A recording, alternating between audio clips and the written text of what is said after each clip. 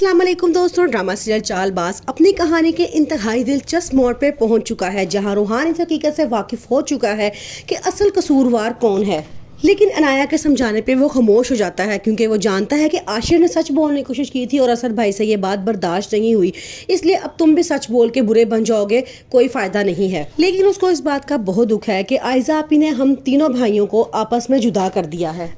असद आयजा के कहने पे अब इशा के पापा के ऑफिस में चला जाता है और कहता है कि मुझे ये पार्टनरशिप ख़त्म करनी है। उसके पापा आगे से जवाब देते हैं, ये तो मुझे बहुत पहले ही ख़त्म कर देनी चाहिए थी। तुमने जो मेरी बेटी के साथ सलूक किया है, तुम तो इस काबिल भी नहीं हो कि मेरे ऑफिस में बैठो, 2 टके की तो औकात नहीं है तुम्हारी। ये कहते हैं तो साथ इसको बहुत गुस्सा आता है, वो गुस्से में वहाँ से चला जाता है। अब आशिर अपने लिए कोई जगह का इंतज़ाम कर रहा है। वो चाहता है कि जल्द अज जल्द अपनी बीवी इशल को लेके वहाँ से शिफ्ट हो जाए, क्योंकि ससुराल में रहना उसके लिए अच्छी बात नहीं है। रूहान जब अपने पापा को दवाइयाँ देने लगता है तो साथ ही आयजा वहाँ पे पहुँच जाती है और कहती है कि तुम्हें पता है कौन सी दवाइयाँ देनी है। तो आगे से रूहान को बड़ा गुस्सा आता है, वो उसकी शक्ल तक देखना नहीं चाहता। वो उसे जवाब देता है कि हाँ, कम से कम मैं अपने पापा को कभी भी एक्सपायरी दवाइयाँ नहीं दूंगा। जब ये आयजा की बात सुनती है तो वो एकदम हैरान रह जाती है। उसे अब अनाया पे गुस्सा आता है। वो कहती है कि शायद अनाया ने रूहान को सारी बात बता दी होगी कि असल कसूरवार कौन है।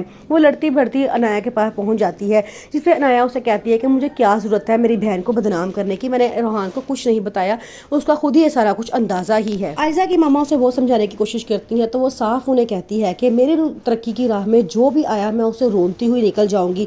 मैं अनाया का सिर्फ इसलिए बर्दाश्त कर रही हूँ कि वो मेरी बहन है, लेकिन अगर उसने ज़्यादा अड़ियाँ तड़ियाँ करने की कोशिश की तो मैं उसको भी ठिकाने लगा दूंगी। ये सब कुछ मैं अपने होने वाले बच्चे के लिए कर रही हूँ और उसके मुस्तकबिल के लिए कर रही हूँ, ताकि ये सब कुछ जायदाद घर दौलत सब कुछ मेरे बच्चे का ही हो, बाकी सब यहाँ से निकल जाए। आपिस साहब अब बहुत दुखी और उदास रहना शुरू हो गए हैं। उन्हें हर वक्त अपने बेटे आशिर की याद आती रहती है। उन्हें पिछले गुजरे हुए लम्हात याद आते हैं, जिस वक्त तीनों उनके बेटे इकट्ठे होते थे और एक हंसी खुशी जिंदगी गुजार रहे होते थे।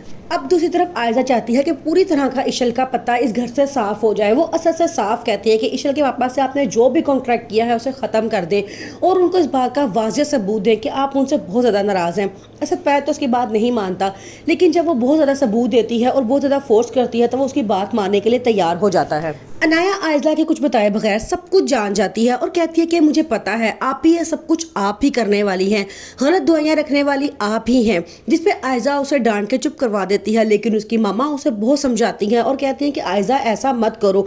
अगर असद को सारा कुछ पता चल गया कि सब कुछ करने वाली तुम हो, तो आज जिस शान शौकत पे तुम अकड़ के बैठी हो वो सब कुछ तुम्हारे हाथों से छिन जाएगा।